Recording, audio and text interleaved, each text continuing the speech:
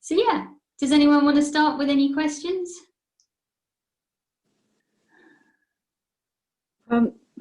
Mine would be the time that you spend when you're doing quantum touch. I do Reiki, quantum touch, bioenergy healing, you know, lots of different things. But with the quantum touch, I'm trying to put it in, say, a therapy session, say when I'm doing reflexology as well.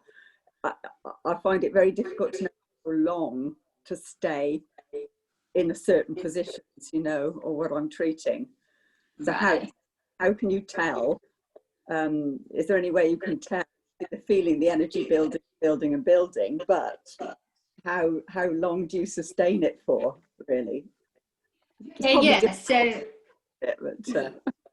yeah, so if you're in a session, and most people will have an hour session regardless of what the technique is, and I think usually what happens with when we're saying quantum touch is that you kind of chase the pain, you chase the energy. So usually you will have a build up of energy, and you know, depending on the kind of if it's an acute condition, you might notice a lot of energy right at the beginning, and then it starts to tail off. So that's like an acute pattern of energy. Sometimes it takes a while to build, so that you might have to stay there a while before you really notice a big build up of energy as the energy moves through a blockage. So there's no kind of fixed idea as to how long you spend on a certain area. And I think it just depends on the condition as well. So for example, if someone comes with something very specific and it's a hip condition, you would start at the hip, but often you will notice that the energy sort of dips, and therefore you would think, oh, actually the energy kind of feels like it's moved, and the body kind of signals to you. And that's why we often ask the client, oh, you know, how are you feeling? You know, do you notice anything? It sounds like, actually, I'm getting a twinge over here. So then you can then decide whether or not you want to move, because, you know, especially with things like structure, everything's connected. So although someone comes for a knee, you know, there might be that the body signals this, go to the foot right now. So it's quite an intuitive process of how long you decide to stay. But what I say is, there's no really right or wrong. You can move your hands at any point. And if you feel there's not much energy, you just move it back again. You know, we often move around quite a lot in quantum touch when we're working with somebody physically. But also, if you're working do you work at distance? Yeah, sometimes. Yeah. Yeah. So even if you're working, it's kind of easy when you're working at a distance, because you can kind of like put a hand here and a hand there on the head, and you know, you don't need your whole arm span because you're doing it from a distance. But you can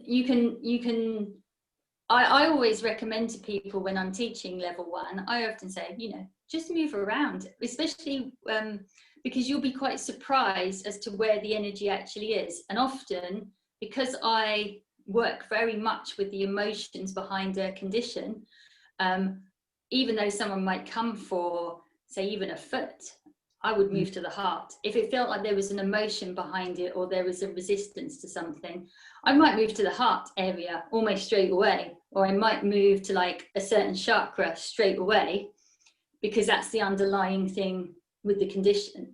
And so there isn't really any kind of fixed, unfortunately, there's no sort of fixed rule or anything like that. But it's usually, what I would say is just be open to just following what you intuit to be kind of where you want to go. Because certainly I would say that where the symptom is very rarely where the core is. Yeah. You may have found that yourself. Yeah. Yes. Yeah. Yeah. Does that answer your question? Yeah. Yes. So it gives you a bit more confidence, you know, when I'm doing it. Yes. Okay. Thank you. Yeah. And I think that especially with in quantum touch, unlike Reiki, we don't specify definitely where you have to put your hands, and because there's quite a lot of freedom in quantum touch to use your own intuition. And you know, when I learnt with Roy, and he, you know, and I've trained with him a number of times, because you have to repeat quantum touch classes often to be instructors and practitioners. And he's often said to me, why did you move your hands there? And I was like, because I could feel there was an emotion there. And he was like, no, you're right. And I was like, yeah, I know. I could really feel that there was an emotion trapped in another part of the body. And it doesn't always seem logical. It doesn't have to be logical. So I say always follow your intuition. It's you can trust that. Because the body knows that what you're doing, so it kind of starts speaking to you. Okay, yes, thank you. Okay. Hello Norman, welcome. Sorry, I was chatting when you joined. Have you got your mic okay this time? Oh dear. I can't hear you, Norman. Oh dear. Okay. Norman, I can't hear you at all, so you're going to have to put your comments in the chat box again. Can anyone else hear Norman? No, okay. Sorry, Norman, your audio is not attached again. If you want to ask your, I know you did have some questions, so if you want to ask your questions maybe in the chat box, or try and maybe log out and come back in with internet audio, maybe that's sometimes the issue. I'll let you figure that out. Okay, does anyone else have any questions or want to ask anything, or just talk about how they're feeling about like life at the moment? I'd kind of like to hear a bit from you about what you're finding out from your frozen shoulder. Ah, good question, Alice. So for those who don't know, I have a frozen shoulder at the moment, and a lot of people do wonder why have I not healed it, and the reason is I'm using it as a learning tool. And it's become a very, very, very important learning tool for me, and it's been really amazing for healing, and it's brought through a lot of really great techniques. So I'm kind of using it from a professional standpoint, but also obviously from a personal standpoint. So my frozen shoulder, in answer to the question, Alice, is I've kind of moved from excruciating pain to not excruciating pain. And the reason I was able to move through that pain was I did some deep healing with childhood trauma. So I already knew that it was on the right side of my body. I knew it had something to do with masculine, therefore, because it was on the right hand side. So, and I got the feeling that it was to do with finding the love for male people in my life in the past. Now, that might sound that's on the romantic level, and it's not. It's I have had some childhood abuse, but I don't have a memory of it. I just know that it happened. I was very young, and also just difficult friendships and people who have taken advantage when they shouldn't have, but nothing too serious.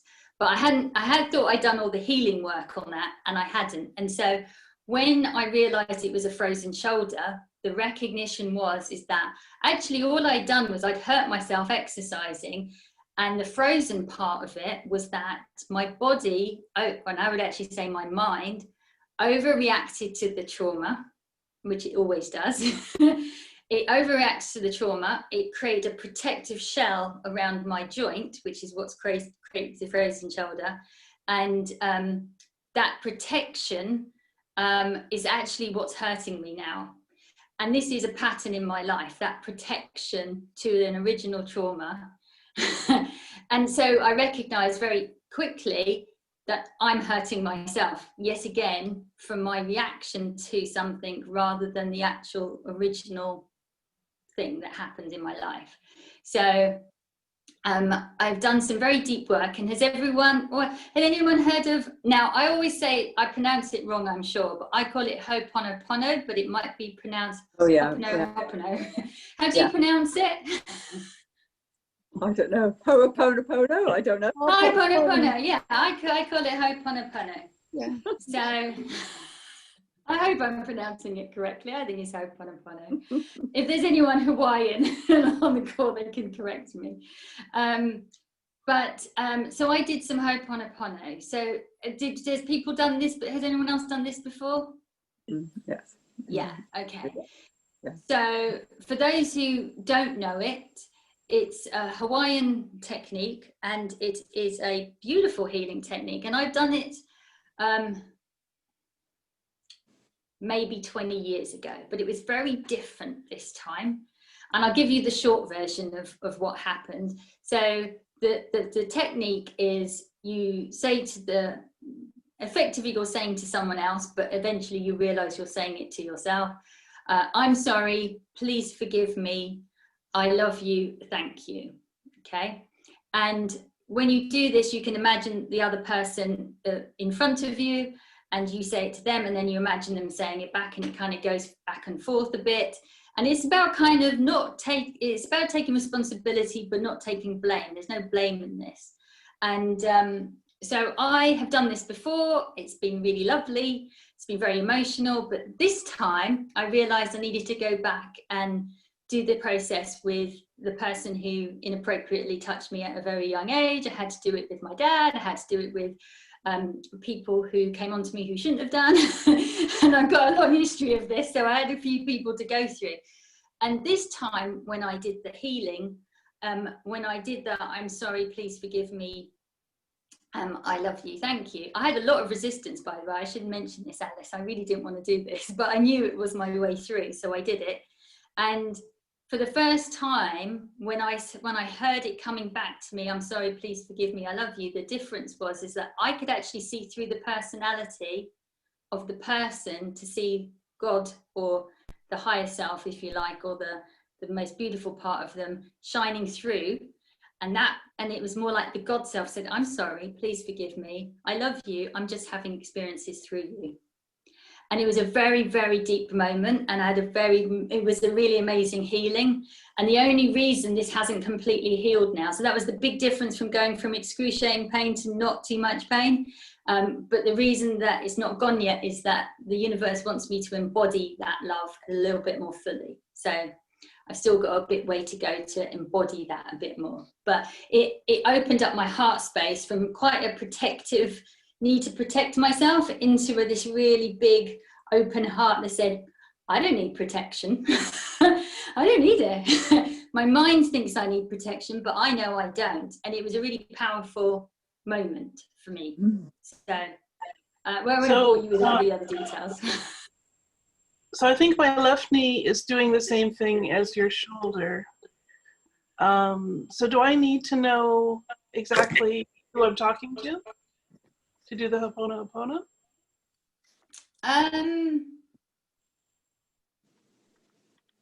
would say no, but if you have someone specific, it might help. But I would say no, you don't necessarily need to. Who are you sort of thinking it in more general terms? Well, I'm thinking of my left knee, and so I would guess that would be female, and it would be about moving forward, but I'm not sure. Yeah. And support, of course. But I think it's just myself, but I'm not sure.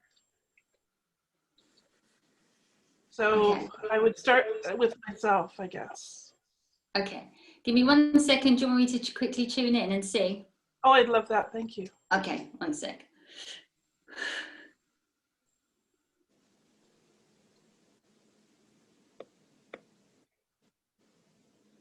No, there is somebody there on the female side. Yeah, there is. It's someone, obviously it's from our past often. And there is someone in the past that you could speak about that too. Okay, is it my mom? 1 sec. Okay, sorry.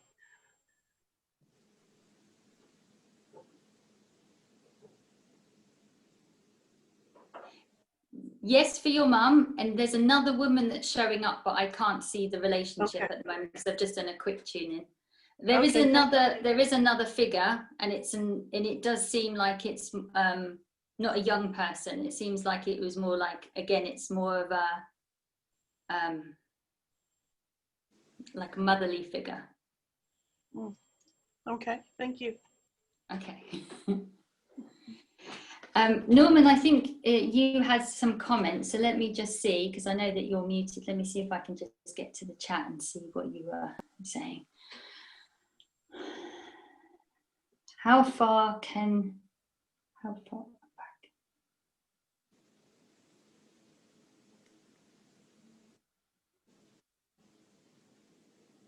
Okay, Norman, I might need a bit more on your question. So you're asking about how far are you able to go back and being a primate and stuff. I don't really understand that question. And also just a bit more information on that final question. What's the difference between the levels of healing 1, 2 and 3? What do you mean by the 1, 2 and 3? I'm not sure on that. Okay, did anyone else have anything they wanted to add or ask on that? I kind of get a big overview of what my frozen shoulder is. I don't know if anyone has ever experienced that sense of the body kind of reacting to a situation, and then the body reacts to that and kind of creates even more pain and suffering. But this is very common for me. I have an allergy that I created when I was 2 years old. So this is a pattern of freeze, and it's a stress response. So I'm very well aware of that stress response. So, and that's where my personal learning on this journey, on this frozen shoulder is about. Okay, Norman, sorry, yeah, okay, got some comments in the chat. Let me just check.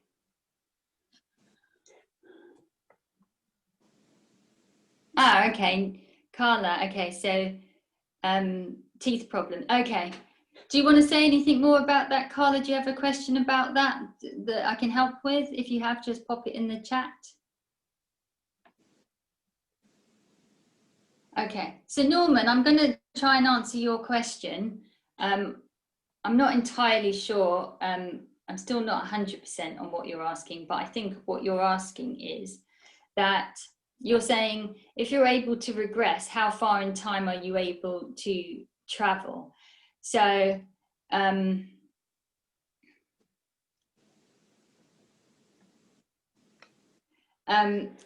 so when we talk about going back in time, we're kind of talking about going back in our personal history in this lifetime, not really going back to primates and stuff like that. But what often happens is that if we have some unresolved trauma in our lives, or unresolved things through the family line, then it gets carried on through into this lifetime. So when we talk about going back, we're talking about going back into your personal history of this lifetime. So going back to childhood, or going back to when you were younger, or in this lifetime. And then we can also go back into past lives. So if there's unresolved things in past lives, because your soul will keep coming around and learning. So if there's unresolved things in past lives, we can heal those as well. But we don't go back to being a primate or anything like that as too far back. Does that answer your question?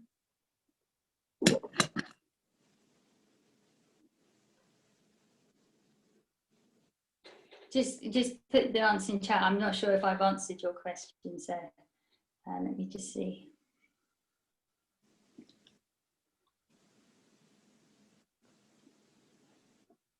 Okay, sorry Carla, I missed your question. Let me go back as well, sorry.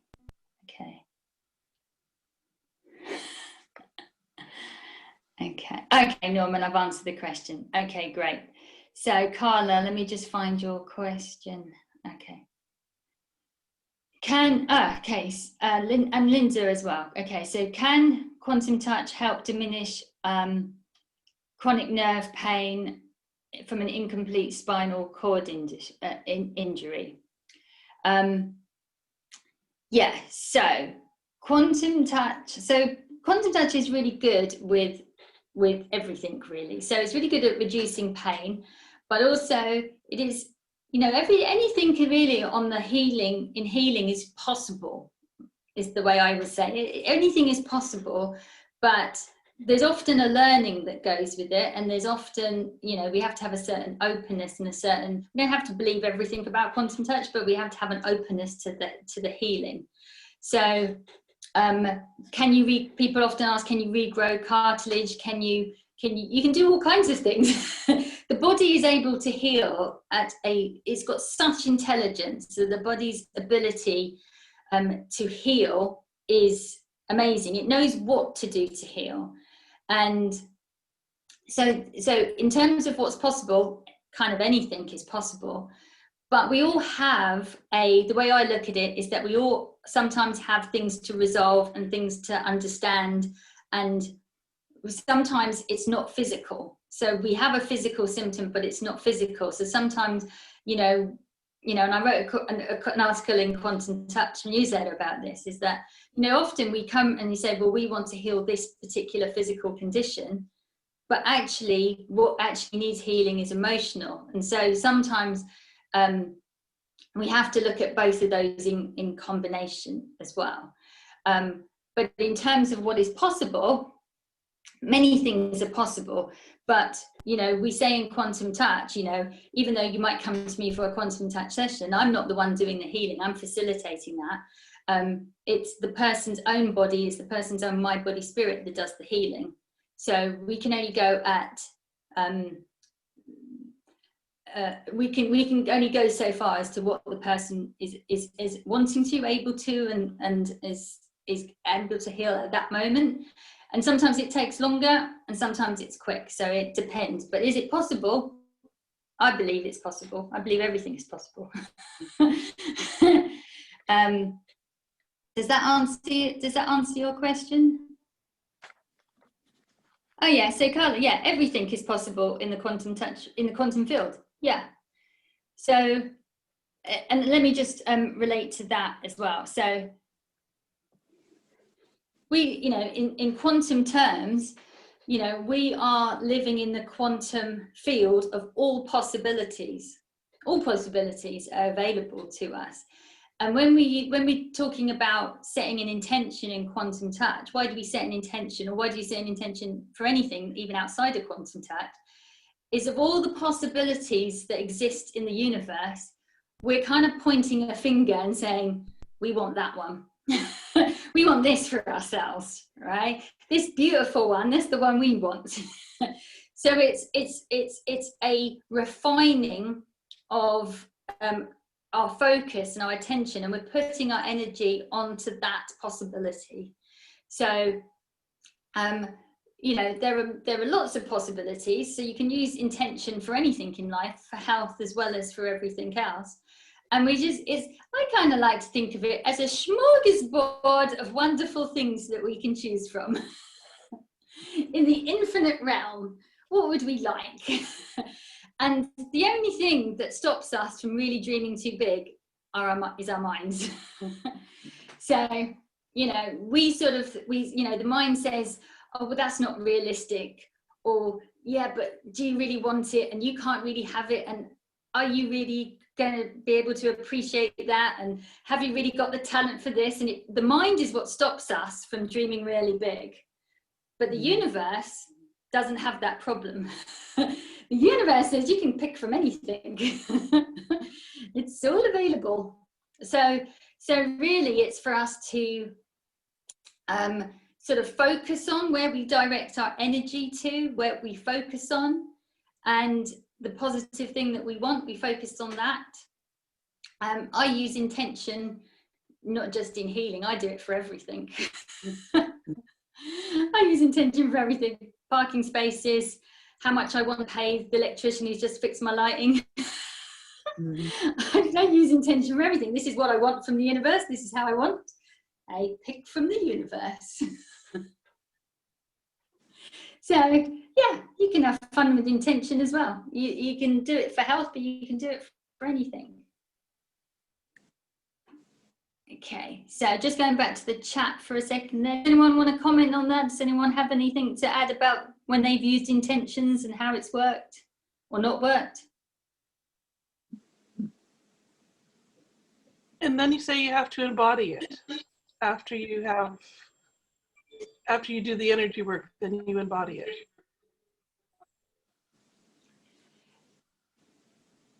You mean specifically to what I was talking about before, or you mean about intention? Sorry, Alice, just well, I'm putting them together, I guess. So you've made your choice, you've made your intention, you've got the response from the universe, and then you need to embody it. With general intentions, no, there's no embodying really required for simple things. The reason I mentioned the embodying for me was that in my particular journey, the universe is trying to teach me something. And it often uses my body to teach me something. So for me, on this particular condition, they want me to embody what I've learned. Okay, so in this case, it's an open-hearted non-judgment of all of life unconditionally, right? Just something small they're trying to teach me. So, you know, I kind of said to the universe, I've done the healing work, and they're like, no, you've done the healing work. And I'm like, so why is it still here? And they're like, you need to embody it. And I've experienced this before, because I've done it was something else when they were teaching me non-reaction and non-judgment, and for that they want you to embody it. And what I would say is that if you get a beautiful lesson about non-judgment, then it makes sense to want to embody it. So sometimes that's why there is a bit of a time delay with healing, and people go, why is there a bit of a time lag? And it's just because, you know, the universe is giving you a chance to, once you recognize what needed healing, is to actually take that lesson and embody it. But it's not always the case for every intention that you need to embody everything that that you've learned, but it makes sense to, is the way I would say it. It kind of makes sense that if for example, part of this learning about for my shoulder is, yes, it's open-hearted non-judgment, but it's also the reason why it hasn't healed perfectly yet is because it's also teaching me that I am the power in my life, not my mind. And so I'm retraining my body and my mind to not react to these things. So I'm using it. Now, you don't have to use it as a training tool, but this is my part. So this is how I'm using it. But does it make sense that I learned that power? Does it make sense that I embody that true power within myself and not react to these things? Yeah, of course it does. So I wouldn't say you have to, but I would say it makes sense to. And sometimes that is just the time lag. That explains the time lag between when you think you've done the healing and it hasn't quite fully healed. Sometimes that is a place for learning to just embody and integrate what the teaching, what you've learned. Does that answer the question?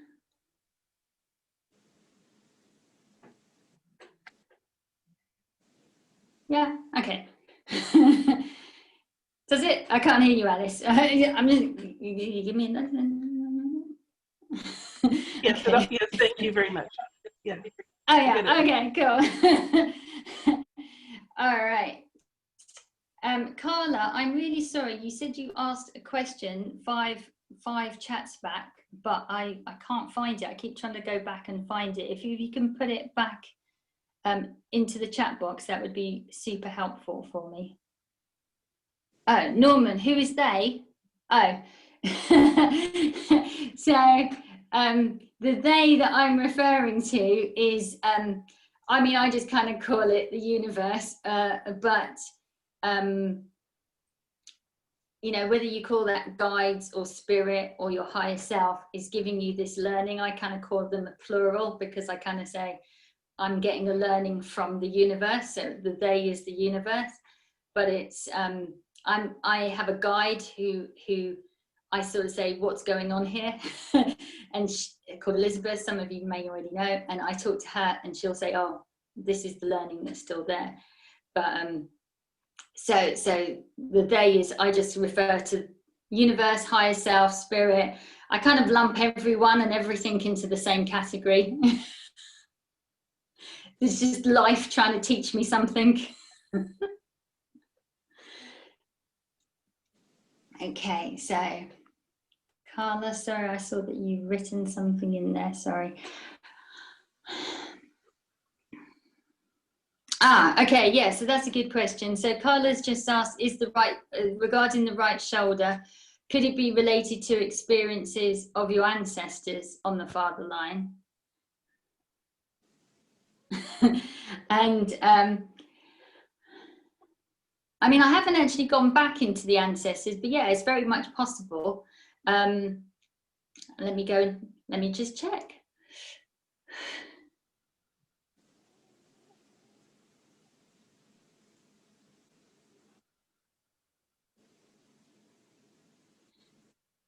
It could be if it was on the right side, but in this particular case, it's not. I just checked. But so I was kind of saying about so it kind of relates, Norman, to your question as well. But I just, because of what Carla just asked, I'll mention this as well, and that is, you know, family trauma can pass through families, and it can get embedded into the genes as well. And there's a lot of research at the moment as to, rather than past life influence, there's quite a lot of stuff going on around intergenerational trauma being passed down through the line. So this is something that not a lot of people talk about, but is actually, there is people and there's groups and there's research on this as well now. And that is, if something, and this is the same with past lives, it's even true for ancestors as well, in relation, Carla, as well, that ancestors, but it can just be through your family line. If something doesn't get resolved and it's traumatic, it can be passed along. So if you do the healing work, it doesn't get passed on any further, it kind of stops with you. And so it is actually really, it's a really good thing to do your own kind of healing work on this kind of stuff as well. And, you know, and sometimes it is like, you know, sometimes it's like national trauma. If there's been something big that's happened in the country, sometimes it can just be, you know, people have been off to war, they come back, they don't really speak about it. But there's a trauma that carries on in the family, an unspoken trauma that comes through the family line as well. So there is more sort of work being done on healing intergenerational trauma. So it's not you didn't experience it in this life, but it's come through from previous generations.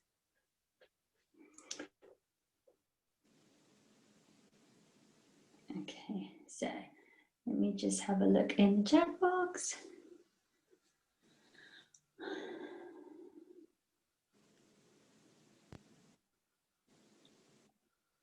Okay, so Carla, how did I check that? I checked it just by asking. I checked it because it's a question about my ancestors. I checked it with my guide Elizabeth. But if I'm working with somebody, I would check in on an energetic level with them, and I would ask who is influencing this particular condition. Is there any past lives? Is there any ancestral influence? Is there any intergenerational trauma? Where is this coming from? Is there anything that is not on in this lifetime that is affecting? And I usually can hear the answer, or I can see that there are people energetically that are influencing. But because you asked me and it was my own, just for quickness, I just asked my guide. And Norman, Elizabeth is not particularly old. She's in spirit, she doesn't really have a physical body, so I don't know. But she's very wise. So I'm going to say she's wise, but I'm not sure she's old particularly. So I don't know if that answers your question. Do you imagine her like as an old lady? Yeah, okay.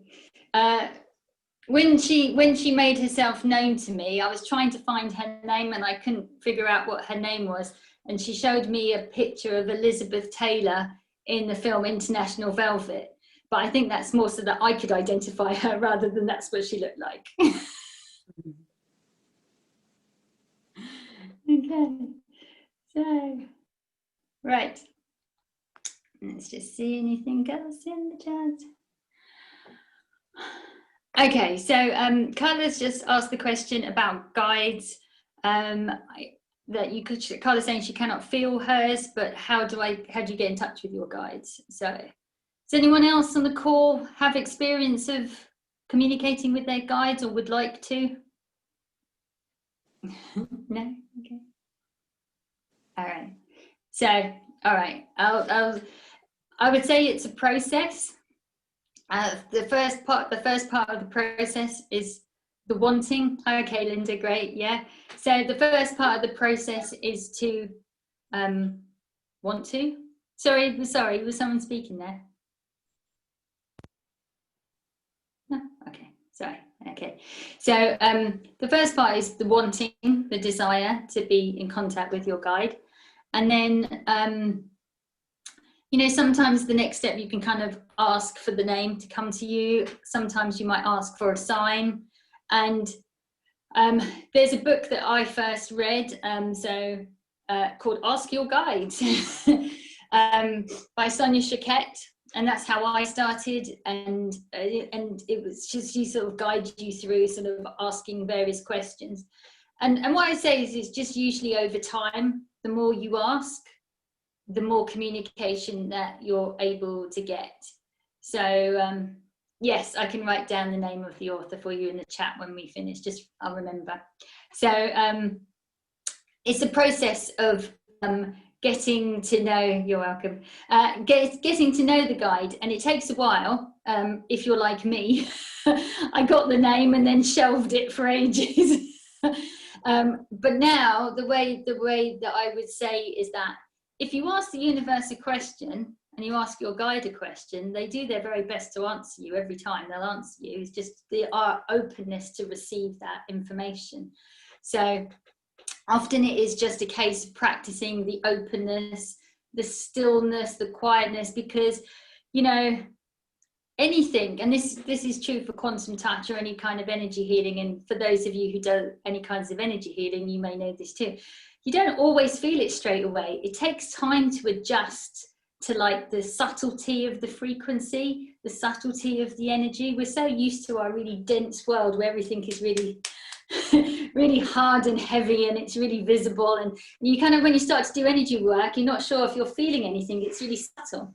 But the more you do it, the stronger it starts to feel and the more confident you become within. It's the same with guides and talking to the universe, is that to begin with, it's almost like you catch something. It's like just hearing your intuition. You catch something and then you sort of catch another thing. And then it's like you ask a question and it's almost like you start to receive an answer. Now, how people receive answers is very different. So I'm part clairaudient, so I hear it. And I also am part clairvoyant, so I can see things. But everyone is different. Sometimes people feel stuff. And I get things through the body as well. It can be a mixture of how you receive information or how you receive answers, and everyone is quite different.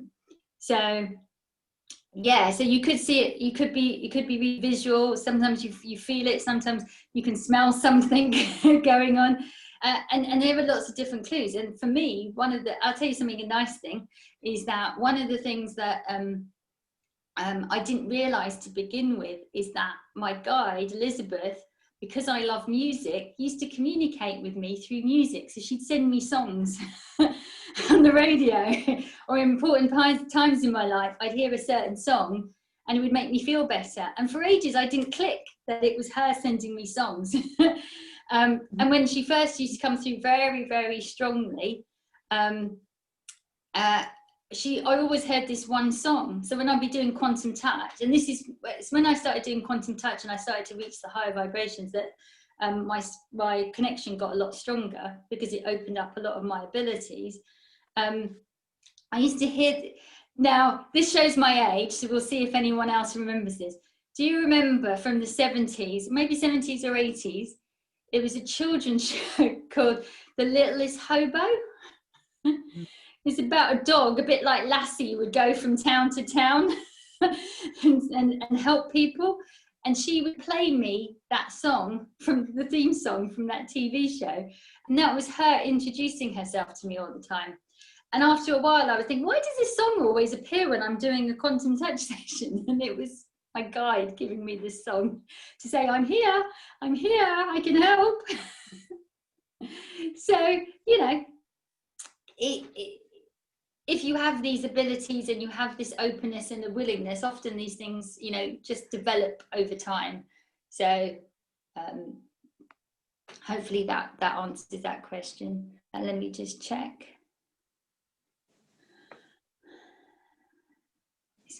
So is clairvoyance totally different to quantum touch? Yeah, absolutely. So quantum touch is in no way connected to sort of clairvoyance, clairaudience and things like that. However, what I would say is that from my personal experience is that when I reach the higher vibration that you learn through quantum touch, that's when I didn't know I had all these abilities. That's when they all sort of appeared. So they're not, it's not part of quantum touch, but you know, we're not working with any kind of energy sort of healing or any kind of healing modality. You are kind of encouraged to follow your intuition, and that's just really an extension of intuition, really, is how I would say that. Helen, I don't know if you want to add anything to that.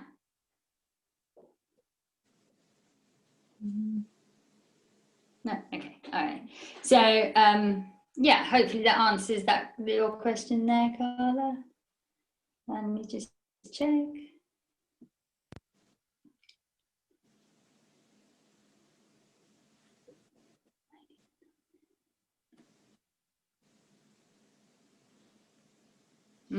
Okay. I mean, what I would say is that, you know, there's a lot of help in the universe for all of us, and there's a lot of support there. And even if you don't have a guide and you don't feel like you hear guides or anything like that, if you ask a question to the universe always kind of answers you. So you don't have to have a guide, you don't have to have like any special abilities, but you know, if you ask for help, the universe answers. It just doesn't necessarily give you the answer the way you're expecting it. So as I'm sure Alice has heard me say a million times, if you ask, for example, show me unconditional love to the universe, or can you show me an example of unconditional love? They don't send you the most unconditionally loving person you've ever met so you can learn from that and experience that. They send you the worst person on this earth so that you can learn unconditional love. So just be careful of your questions you ask them. Okay, so any other questions? Anything else? Okay, let's just see. Okay, all right, so lots of great questions today. So I think what we'll do is I won't talk about any other theme because I think it's 8:50 now, so let's get on and let's just do some healing. So does anyone have any questions about sort of the group healing before we start? I will do quantum touch, I think, today. I was thinking about doing some clearing just because there is quite a lot of heavy and stuck energy around the world at the moment, but I might just include that into the quantum touch healing intention that I set. Does anybody have any questions before I explain what's going to happen? No? Okay, all right. So what we'll do is you will set an intention from what you would like from the healing. So if you're not used to it, let me just give you the basic instructions for setting an intention. You set an intention in the present tense always, because the past doesn't exist and neither does the future. The only place is the now. And if you set an intention in the future tense, which a lot of people often do by mistake, it just gives you the sense of wanting that in the future. So we want to have it now. So our intention is always set in the present language, present tense language. Always positively stated. We're pointing into the universe and saying that's the possibility I want. So we want to point to a positive thing, what we want rather than what we don't want. So positively stated in the present tense, and you can go as big as you want in your intention. No reason to go small. If you want to go small, but I will be setting a very big intention for everybody. So I usually set a very big, high level intention for everybody that is that will cover all bases. But you will set an intention for yourself, what you would like from the healing, from the energy and what it wants to work on. And then you will see me. You will see I will do quantum touch breathing. I will close my eyes and we will have some quiet healing.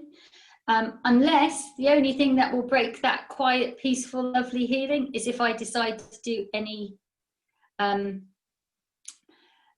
sound healing. So if I decide I'm going to do some sound healing, it might be a bit loud, so I try and sit a bit back so I don't like, it's not too loud for you, but I have to do it quite loudly because I'm listening to the tone. I'm listening to the clarity of the tone. So I might do some sound healing. So I'll tell you before I start. So if you're in a nice peaceful place, you will be warned. I'm going to start some sound healing. So I'm just saying that just in case I decide to do that. I haven't decided ahead of time. It will depend very much once we get into the healing. So I will close my eyes. I will do some breathing. You will set an intention. I will set an intention. I did see a question about the intentions. So give me 1 sec. Okay. So the question is, how many intentions can we ask for? Now, that's a good question. So they have done some research on which kind of intentions work the best, abstract ones or very specific ones. And abstract actually surprisingly works bigger. So I would say if you want to, you can set a very specific intention. But if you do it a bit more abstractly to cover a lot of different things, then that works and it will cover kind of everything. The other way to say it is that intentions are not like affirmations. So affirmations, you repeat, and the reason you repeat is because you are changing your subconscious mind through the repetition. With intentions, you are literally pointing out into the universe saying, this is what I want for myself. So how many intentions you set? I would say 1 is probably sufficient, but you could do 2, you could do 3 if you want, but I would say after that, it's a bit excessive. And the reason is that when you do an affirmation and you're repeating, the reason you're repeating is changing the subconscious mind. When you are saying an intention, you are saying, this is the outcome that I want for myself.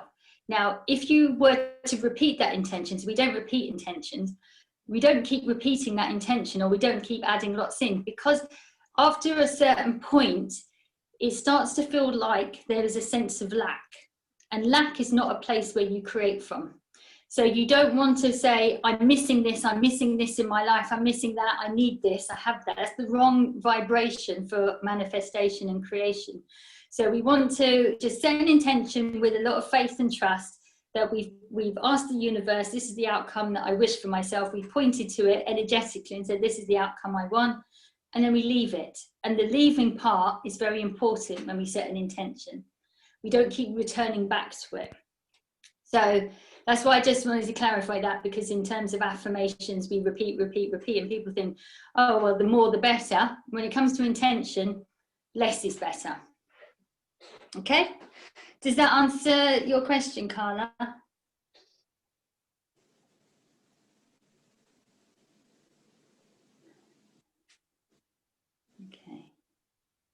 Okay, so hopefully that answers your question. Okay, so we will begin. If there's no more questions. So we're going to go to,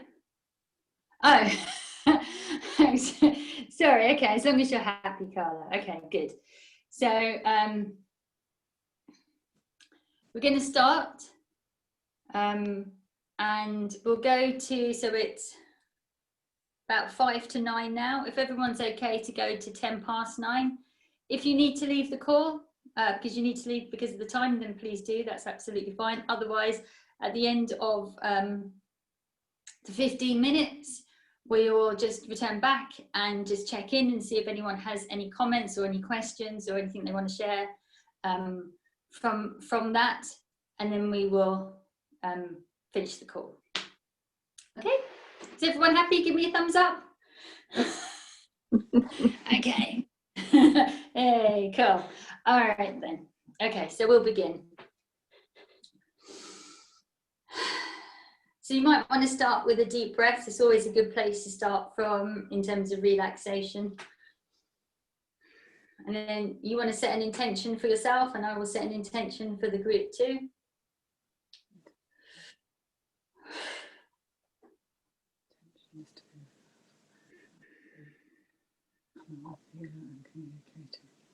This is the intention I set for myself. This is what I choose.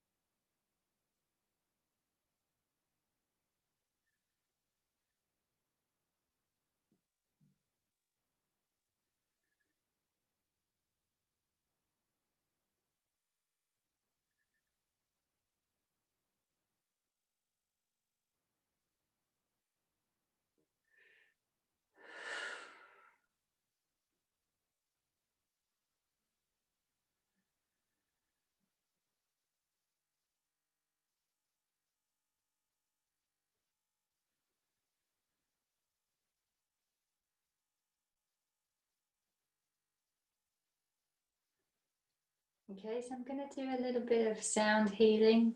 I'm going to do 2 types, I think, today. So hopefully it's not too loud for you. I won't do it crazy loud, but just to warn you before I start.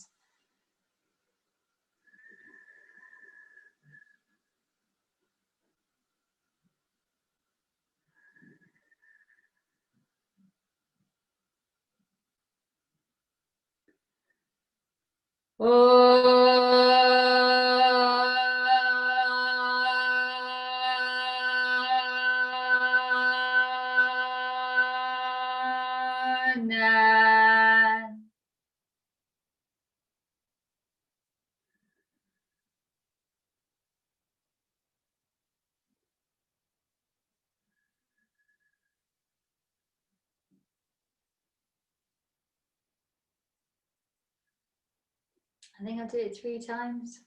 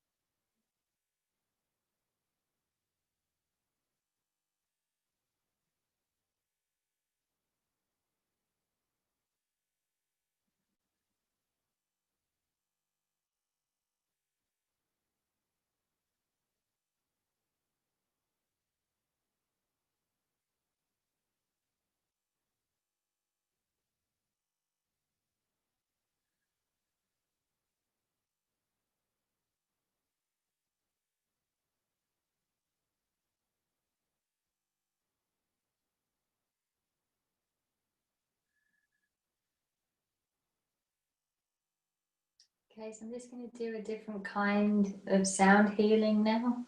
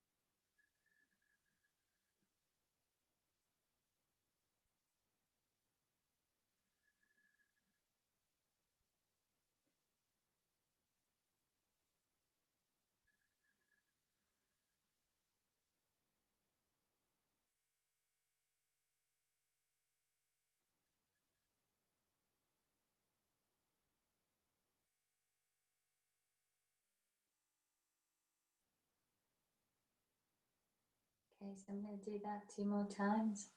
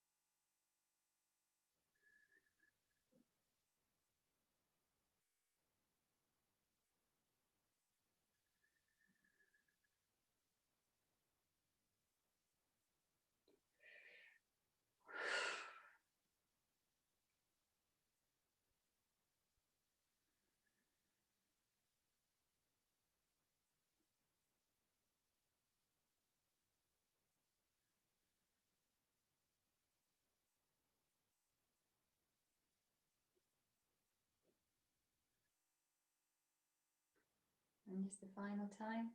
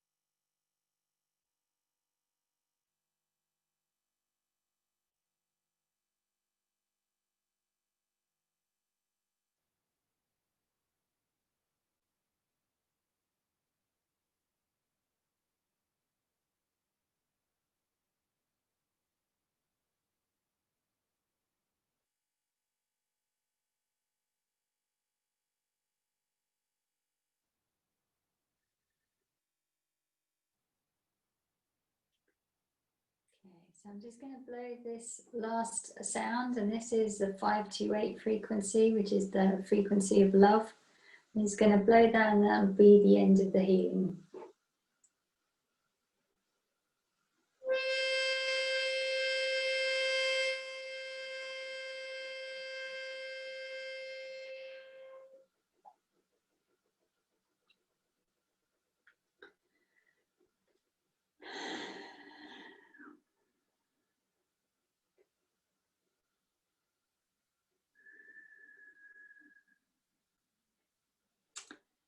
Okay, so let me all unmute you all.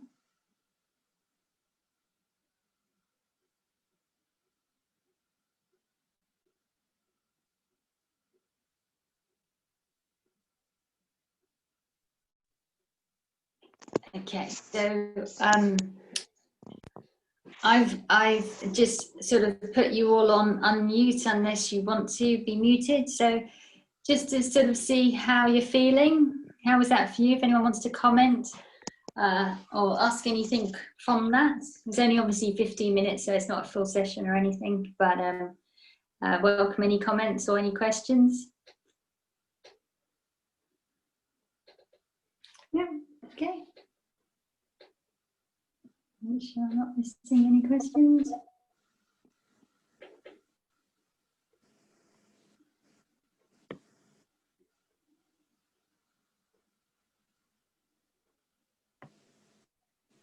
All right, thanks, Norman. Okay, cool. And Carla, thank you as well. Yeah, that is Carla, this is like the 5 to 8 frequency. So in sort of sound terms, that's sort of the love frequency. So it's a nice thing. It's I have nieces and nephews, and they always want to they go, can I play your whistle, Auntie Shazza? And they love it too. I was showing people this in a Quantum Touch workshop, not the one I was running, but one that someone else was running, and I just let them know about this frequency whistle. And when someone heard it for the first time, they cried. It's everyone has very different reactions to it. Thank you, Belle. Okay, Wendy. My intention for the group was very big. It was very big intentions, but one of the intentions was that everyone got what they needed, and everyone released anything that was blocking whatever they wanted from their intention.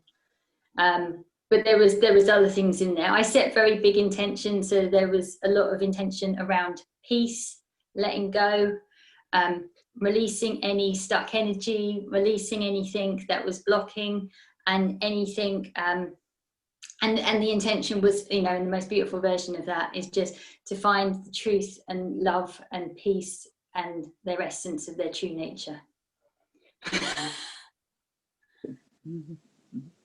Yeah. Okay, yeah, great. Yeah, so because there's a large group, I actually, although I said to you, you don't need to set that many intentions, because there's a large group, I set a number of intentions based on the energy that I was picking up on. So I set quite a few, but I set an overarching intention for the group to make sure they get everything that they wish for as well, whatever that might be. So you're welcome.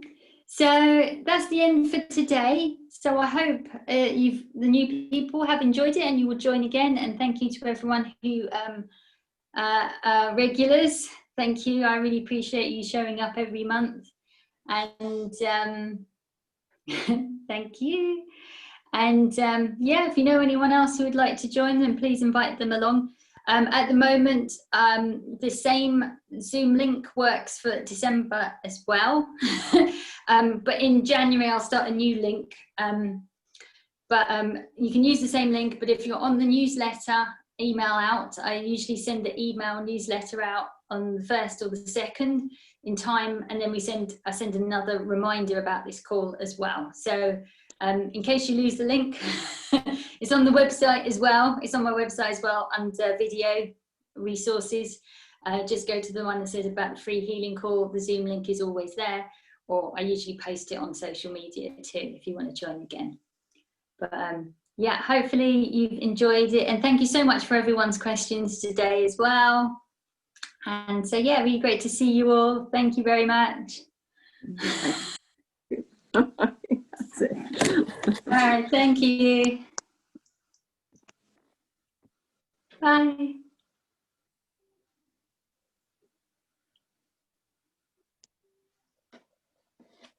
Bye, Norman. Bye, Gary.